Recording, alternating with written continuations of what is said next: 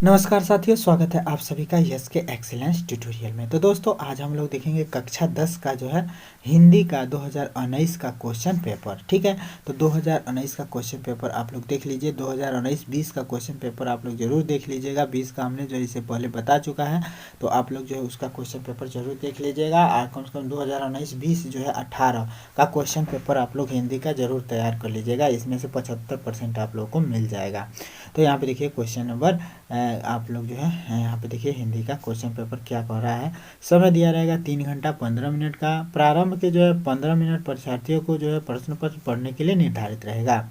प्रश्न पत्र जो पढ़ने के लिए निर्धारित रहेगा। ठीक है, अब देखिए प्रश्न संख्या 1 में जो है क्या पूछेगा, कहेगा कि निम्नलिखित कथनों में से कोई एक कथन सही है, उसे पहचान कर लिखिए। ठीक है ना, इसमें ध्यान दीजिएगा। कभी कभी ये भी कह सकता है कि निम्नलिखित कथनों में से कोई एक कथन गलत है, उसे पहचान कर लिखिए। ठीक है ना, तो यहाँ पे सही कह रहा है कि गलत कह रहा है, ये ध्यान दे के लिखिएगा। अब इसमें जो है कह रहा है कि 4 गो ऑप्शन दिया है। कह रहा है कि प्रेमचंद एक प्रमुख नाटककार है। ठीक है, डॉक्टर श्याम सुंदर दास प्रसिद्ध कवि थे। ध्रुव स्वामी जयशंकर प्रसाद का नाटक है। त्रिवेणी रामचंद्र शुक्ल का जो है कविता संग्रह है। तो जौन सबसे जो है उचित है उसको जो है भरना है इसमें। ठीक है ना, तो सबसे ध्रुव स्वामी जयशंकर प्रसाद का जो है क्या है, नाटक है।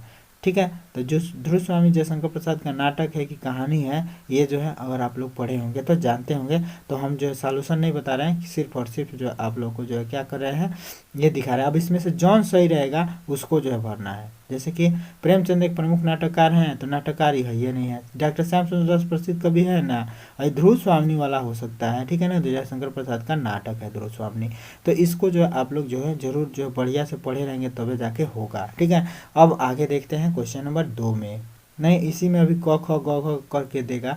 ठीक है, तो क के बाद से देखते हैं क्या दिया है। क के बाद से देखिए ख दिया है। तो ख में क्या दिया है देख सकते हैं हम लोग। ख में यही है ना, ख। अब कह रहा है कि निम्नलिखित कृतियों में से किसी एक कृति के रचनाकार का नाम लिखिए। तो जो है किसी एक कृति के रचनाकार का नाम लिख देना है। जैसे नर से नारायण किसने लिखा है, ठीक है ना, या भूतनाथ किसने लिखा है, किसी एक का, चारों में से किसी एक के बारे में लिखना है कि भूतनाथ किसने लिखा है। साहित्य अवलोकन किसने लिखा है, बाण भट्ट की आत्मकथा किसने लिखा है।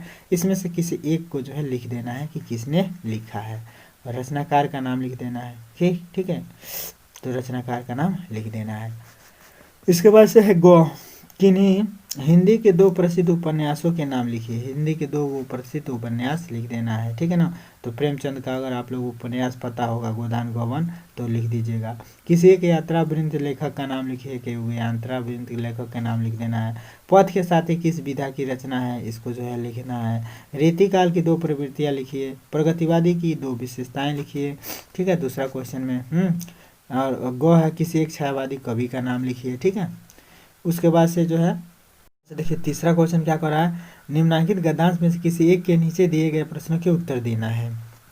यहाँ पे देखिए कह रहा है 2 गो गद्यांश इसमें दिया रहेगा, किसी एक का देना है। तो क में दिया है कि हे भगवान तब तक के लिए विपत्ति के लिए इतना आयोजित, परमपिता इच्छा के विरुद्ध इतना। ठीक है, ये गद्यांश दिया हुआ है, पूरा गद्यांश पढ़ के, ठीक है, और इसके नीचे गए प्रश्नों का उत्तर देना है। तो पहले प्रश्न पढ़ लीजिएगा तब उत्तर ढूंढने का प्रयास कीजिएगा।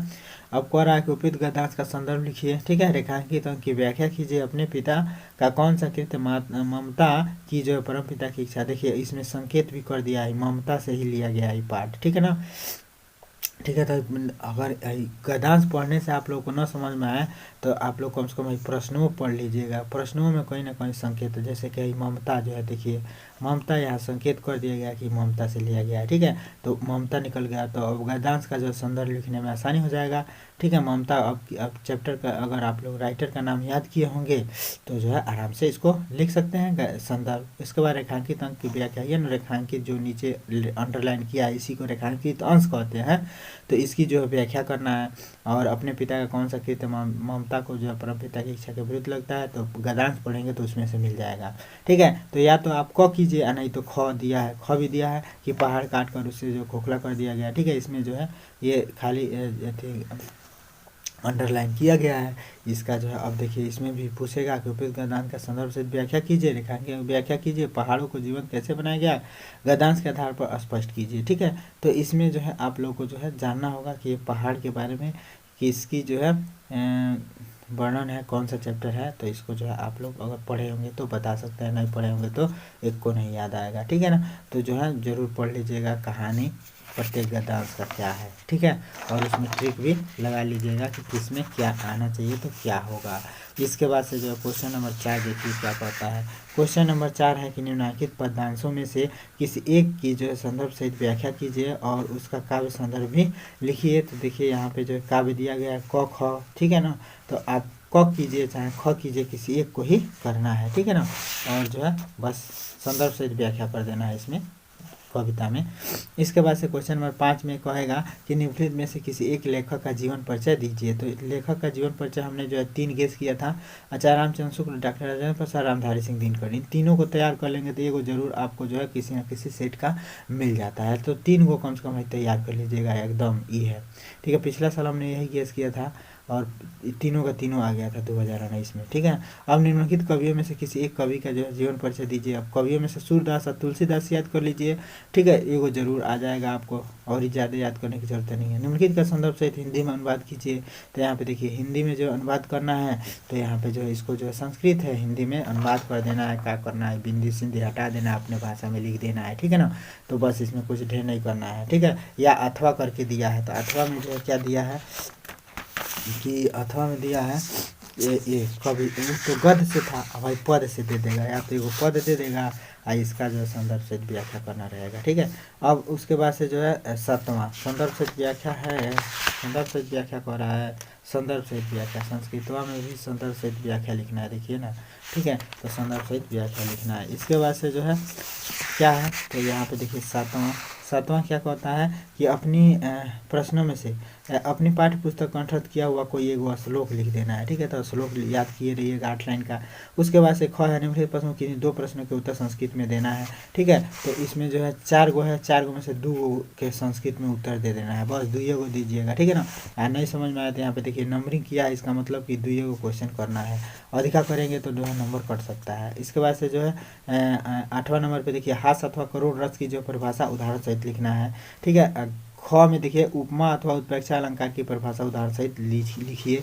पूछता है, या ग में जो है पूछता है रोला अथवा स्वरता, तो कौन एक गो के देना है, ठीक है ना।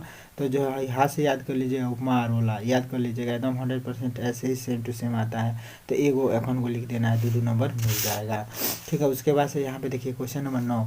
तो क्वेश्चन नंबर 9 में देखिए निम्नलिखित उपसर्गों में से किन्हीं 3 के मेल से एक शब्द बनाना है। उपसर्ग और जो है प्रत्यय, प्रत्यय माने बाद में, उपसर्ग माने पहले। तो जो है जैसे कि अति उत्तम, ठीक है ना, अनुसार, ठीक है ना। तो इस तरह से अति आगे जोड़ के बनाना है, प्रत्यय में जो है बाद में जुड़ना चाहिए, जैसे कि स्वच्छता, ठीक है ना, तो ता बाद में आना चाहिए। अब उसके बाद से यहाँ पे देखिए निम्नलिखित में से किन्हीं 2 के समास विग्रह कीजिए। तो भाई जो है समास विग्रह करना है और समास के नाम भी बताना है कि कौन सा समास है, तो ठीक है। तो समास अच्छे से जो पढ़े होंगे तब जो है समझ में आएगा। इसके बाद से आगे देखते हैं। अब घ देखिए, घ में कहेगा निम्नलिखित में से किन्हीं 2 शब्दों के तत्सम रूप लिखिए। तत्सम रूप जो है लिखना है, शुद्ध रूप लिखना है। उसके बाद से जो है अंग में देखिए निम्नलिखित में से जो है किन्हीं 2 शब्दों के जो है 2 पर्यायवाची शब्द लिखना है। पर्यायवाची का मतलब समझते होंगे कि जो है सेम मीनिंग, ठीक है। जंगल, अब जंगल का जैसे कि पर्यायवाची क्या हो जाएगा, तो वन हो जाएगा, है वन, और जो है क्या हो जाएगा, बिहग हो जाएगा, ठीक है। पत्ता का जो है पत्ती, है पत्र, है लीफ, पत्ता का जो है क्या हो जाएगा, पत्ती हो जाएगा, हैं, और कली हो जाएगा, ठीक है। कमल, कमल का जो है क्या होगा, सरोज, जलजम, ठीक है ना। तो इस तरह से कम 2 गो शब्द लिखना है। नभ का नभ माने आकाश होता है ना, आकाश लिखेंगे, व्योम लिख देंगे इत्यादि, ठीक है। तो निम्नलिखित में किन्हीं 2 संधि कीजिए, तो संधि कर देना है, ठीक है। तो संधि करना आप लोग सीखे ही होंगे, ठीक है। इसके बाद से ख में देखिए क्या कराने फिर शब्दों के रूप में पंचमी विभक्ति एक वचन में लिखिए। तो मति का अथवा मधु का एगो कोनो के लिखना है, उस्मत का लिख देना है। तो याद किए रहेंगे तब नहीं लिखेंगे। अब निम्नलिखित में किसी एक की धातु लकार पुरुष तथा वचन उल्लेख कीजिए। तो इनमें से कोनो एगो के है, ठीक है ना। धातु लकार सब बता देना है कि कौन धातु का है, कौन सा लकार है, कौन से जो है पुरुष है, कौन सा वचन है, ये सब बताना है, ठीक है।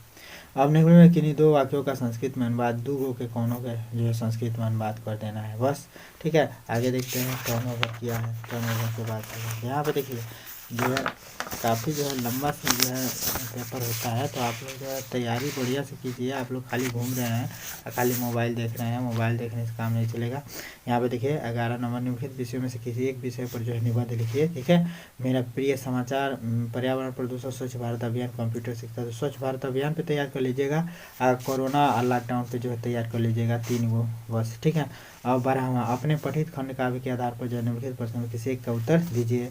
तो मेवाड़ मुकुट हमारे यहाँ कुशीनगर उत्तर प्रदेश में चलता है। तो हाँ, कुशीनगर उत्तर प्रदेश के जो भी हैं स्टूडेंट वो मेवाड़ मुकुट जो है तैयार कर लेंगे। ठीक है, राणा प्रताप की जो कहानी है।